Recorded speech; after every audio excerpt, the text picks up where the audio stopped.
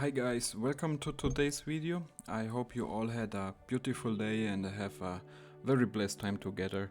For today's video I want to continue looking at the X factors of every team.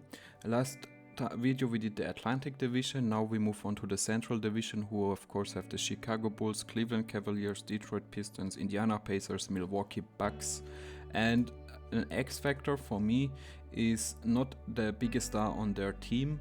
Like, I don't want to talk about players like LeBron James, Anthony Davis, Jason Tatum, players like that. I want to have like a player who makes an important impact on the team, but is somebody maybe coming off the bench or maybe even a starter doing a salad job. Nobody really talks about him and just doing a very nice job, and does not get most of the credit but has a big impact on the outcome of the game.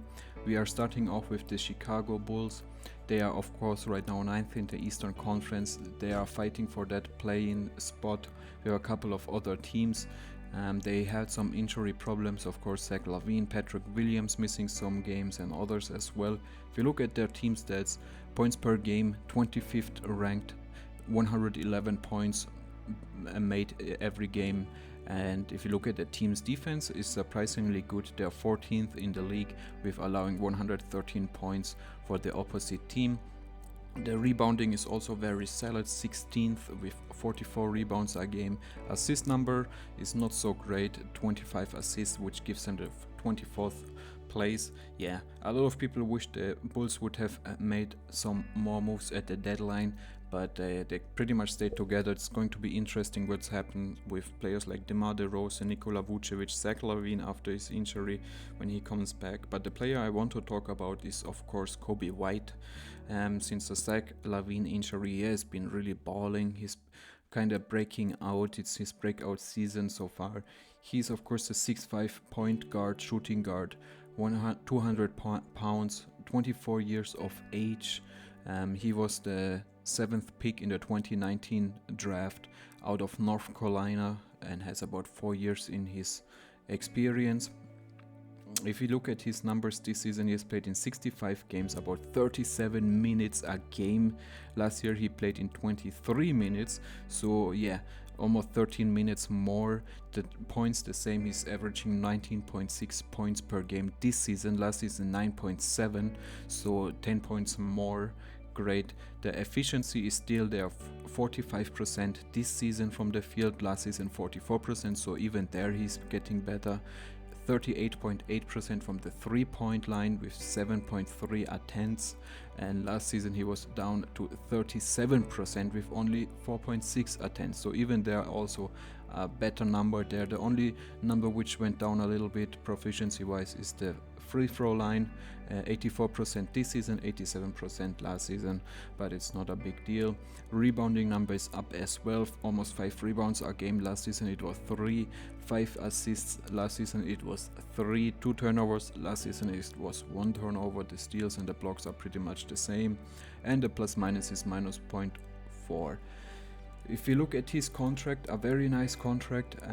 This season he makes about 11,111,000 euros, so a lot of ones there, which gives him about 8.17 from the team salary cap. Next season it goes up to 12 million a year, again 8.5% from the salary cap of the team, and then in the 2025-2026 season 12.8 million a year and 8.3% of the salary cap, and then becomes an unrestricted free agent in the 2026 season. Of course, the way he's playing right now, definitely somebody, a lot of teams might be interested in him, maybe a starting point guard or shooting guard, or maybe somebody off the bench. And yeah, but for this season, like I said, one of the few bright spots for the Chicago Bulls, and a player who does not get a lot of credit on national media. If you are a Bulls fan, you are very happy about him breaking out this season. Still very young, 24 years old, and yeah, just very nice to see him. He can do a lot. He's a good defender. He can shoot the ball a little bit. He can pass, and like I said, just big numbers compared to last season. And yeah, nice developing thing from the Bulls there. Next team up is the Cleveland Cavaliers. course, they have been in a very solid season this far. It's third in the Eastern Conference. They are a very good defending team. They're fifth in the team defense, allowing only 110 points per game. Of course, it helps when you have Evan Mobley and Jared Allen on the team, as well as Darius Garland, who can defend a little. They're also very good in assist, 10th in the league with 27 assists, and 8th in the rebound with 44 rebounds a game. Points per game, they're only 18th. Like with all their star power, you definitely wish it would be a little bit higher, especially with Donovan Mitchell on the team, with scoring 114 points per game. The Xfactor player I want to talk about here is, of course, Sam Merrill, number 5 guard out of Utah State. He's 27 years old, 200 pounds, 6'4" shooting guard. He was the last pick in the 2020 draft, so how cool is that? 3 years of experience out of Utah Jazz. He has been around the league, Milwaukee, Memphis, and now in Cleveland, found his home there. Especially this season, he has played in 47 games, about 16 minutes a game. Last season he only played in 5 games. So big improvement there. He shoots about 40% from the field and a very strong almost 41% from the 3-point line with almost 6 attempts. So very solid there from the free throw line, a very good 93.3%. He also gives you about 2 rebounds, 1.5 assists, almost no turnovers. Yeah, and just a very good role player, plus minus is 0.4. And yeah, if you look at his contract, he is under contract for this season, of course, with almost making $2 million, 1.47% from the team salary cap. The next season is non-guaranteed, 2.1 million, 1.5% from the team salary, and then becomes in 2025 an unrestricted free agent. He's a little bit older, so he will be at that time 29 years old, so probably not a huge payment for him there, but just his ability, shot creation, like he can find his own shot. He's a great catch and shoot 3, and yeah, it's just pretty much like a Sam Hauser for the Celtics, just there, just making money to shoot the 3. And yeah, if you have such a high quality shooter on the team, it definitely helps you. So he will be interested for a couple of teams, and yeah, a very nice contract as well. Underrated player, does not get to talk enough about him. He's a fan's favorite. Like when he shoots the 3 and he makes a couple of them, the fans get waken up and become loud. So yeah, in my opinion, very underrated player and a great X factor for the Cleveland Cavaliers. Alright guys, next team up is of course my favorite team of the NBA, the Detroit Pistons. What a terrible season we have had. We are 14th in the Eastern Conference and it just looks absolutely terrible. It's a very disgusting basketball, but anyway, our defense is really bad. We are 27th allowing 121 points a game, and yeah, 21st in points per game, which is 112 points. So you see there, it's just not good at all. Rebounding, we are 14th. A lot of this goes to Jalen Duren, 44 rebounds a game, and 18th in the assist ranking, 26 assists there. And yeah, if you think about an X factor, I was a little bit thinking about taking Simone Fontecchio, maybe a Jalen Duren, but the guy I came up with is Jaden Ivey. He has been having a very difficult year, I would say. Of course, there was the time which he was not even a starter, like Monty Williams just played Killian Hayes over him, and Killian is not even on the team anymore, so that was a very dumb move. I never understood it anyway. I think it was about defensive purposes, but like Killian Hayes is just not a good player and not a player you should be playing over your number 5 pick, right? So yeah, a very bad decision making there from Monty. If you look at Jaden Ivey, 6'4" guard, 22 years of age, 200 pounds. He was the number 5 pick in the 2022 draft by the Pistons out of Purdue, so he has 1 year of experience. If you look at his stats, he's played in 60 games this season, 28 minutes per game, 15 points, which is down a little bit compared to last season. He played more, 3 minutes more last season and made 1 point more. 44% from the field, that number is a little bit up, 33% from the 3-point line, and with almost 5 attempts, and that is something he definitely needs to improve on. I saw some wild 3-point attempts from him in his games. 75% from the free throw line, could go up a little bit as well. 3.5 rebounds, 3.5 assists, 2.5 turnovers. So yeah, definitely a disgusting number. Almost a steal per game, and the plus minus 3.8. Of course, he's still in his rookie contract, so this season making about 7.6 million, 5.6% from the team salary, so that's all right. Next season, almost 8 million, and then 2025 season 10 million, 6% from the salary cap, and becomes a restricted free agent 2026 season at 24 years old. And Pistons, I definitely hope they re-sign him. We don't have anybody else like to go to at the shooting guard position, and he should be our number one shooting guard. Maybe somebody off the bench, I don't know exactly, but it would definitely be good if we keep playing him, if we start him, and just Monty, do your job right and give him the starting spot. He's an X factor, he can get hot, he can have some really nice layups, he's one of the fastest player in the NBA, he can dribble, he can shoot. Just be a little bit more consistent, be like calm down a little bit on the court, and everything will be fine. So next team up in the Central Division is the Indiana Pacers. Of course, we all know a very young, exciting team to watch. They are right now 6th in the Eastern Conference, so definitely making a playoff push. And of course, we all know the offense is their strength, their defense is definitely not. So points per game, they are first in the whole entire NBA league, 123 points per game. Like team defense, they are 28th with allowing 121 points per game. Of course, that they moved Bruce Brown did not help that at all, but yeah, that's definitely somewhere they have to improve. Assist per games, they're also first in the NBA with 31 assists per game. Of course, Tyrese Halliburton doing the most important work there. Rebounding, once again 28th in the league with 41 rebounds per game. So they're either very good, like in points and assists, first in the entire league, or really bad with rebounding and team defense at 28th in the league. So yeah, definitely have some work to do. The player I want to talk about is Aaron Nesmith. Of course, they got him from the Boston Celtics via trade. Did not really work out there.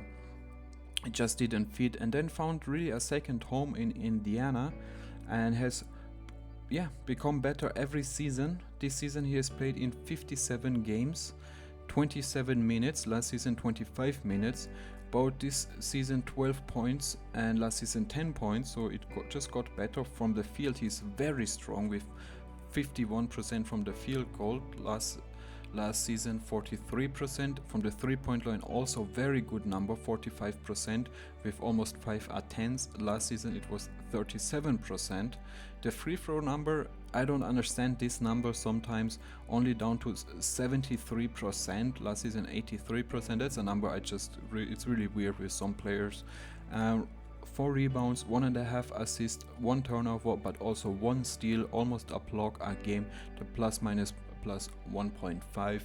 And yeah, just great energy. I think he's so happy that he found a place in Indiana. Like, he definitely struggled with the Celtics and then just got a second chance, and now has the opportunity to really build something special with Miles Turner, with Tyrese Halliburton, Benedict Mathurin and others. So I think it's a very nice situation for him. If you look at his contract, he's still under his rookie contract this season, making about 5.6 million, 4.1% from the salary cap. He did get an extension. He's going to make for the next 3 years 11 million, which is about 7% from the team salary cap, and becomes in the 2027 season an unrestricted free agent at the age of 27. So having a player like that, who is pretty much a starter but also can come off the bench with only making 11 million, like especially with the salary cap just going up, I think is a big steal and a very underrated player who does not get talked enough about. But yeah, just very good numbers, like you see the improvement and an X factor because he can just do a little bit of everything. He's a good defender, he has some playmaking ability, and yeah, I think an important player for the team and the future. I hope he really stays there and they build something special with him and Halliburton and Turner and others. Great team to watch anyway. Alright guys, so the last team of the Central Division is of course the Milwaukee Bucks. They have had an interesting season, I would say, of course bringing in Damian Lillard and Adrian Griffin and then firing Adrian and bringing in Doc Rivers, and it has been a very wild start. And then he making the All-Star game as a coach. I don't know, some weird crap going on with the Bucks. But anyway, so they are right now second in the Eastern Conference, points per game, fourth in the league with 121 points per game. Defense not very good, 20th with allowing 117 points to opposite team. And then rebounding 11th with 44 rebounds a game, and assist 16th with 26 assists per game. And if I think about an X factor from this team, of course you have players like Malik Beasley who with his shooting brings in something special, but I think a player they are really missing, like he was hurt way too much and is very important to this team, is Chris Middleton. He's a little bit older, he's a more kind of star player, he makes a lot of money, but I think it's still worth talking about him. This season, like I said, has been a very injured problem for him, like last season as well, but this season he's played in 43 games, about 26 minutes, 15 points, 49% from the field, 38% from the 3-point line, 4 rebounds, 5 assists, 2 turnovers, 4.2 by the plus minus stat, and yeah, an interesting, complicated season, I would say. Of course, he's now 32 years old, 6'7", 220 pounds, was picked in the second round in the 2012 draft with the 39th pick by my Detroit Pistons. They completely wasted his talent. They did not see anything of it and just did not let him play. Out of Texas A&M and 11 years of experience.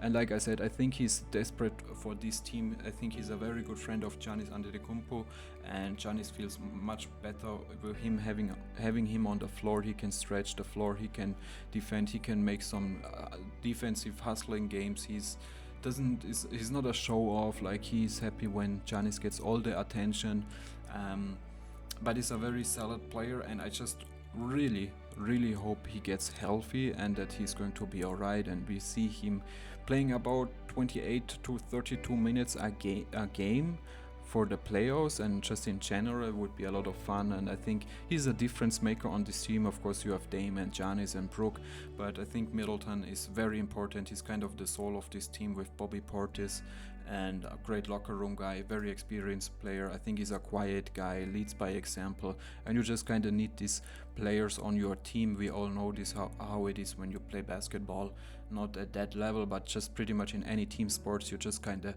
need players and people around you who are good, and they just worry about themselves and just keep improving, keep working hard. And I think Chris Middleton is the perfect team player. Yeah, so the Bucks are definitely happy to have him. If you look at his contract, he's making 31 million this year. Next season he has a player option which he most likely will take with 33 million. At the age of 34, 22% from the team's salary cap, so yeah, it's expensive. He becomes an unrestricted free agent in the 2026 season at age 35. I don't know if they will re-sign him, that's too far in the future. I hope the best for him. He's a fun player to watch, and like I said, a great idol to have and to look up to. And yeah guys, so that's it for today's video. We went through the Central Division. We're going to go through more divisions in the next videos. I hope you enjoyed it. If you did so, I would really appreciate you leaving a like, maybe write a comment. What do you think about my picks? Would you have chosen differently? It would be very interesting to get in contact with you guys. I love you, and I see you at the next one.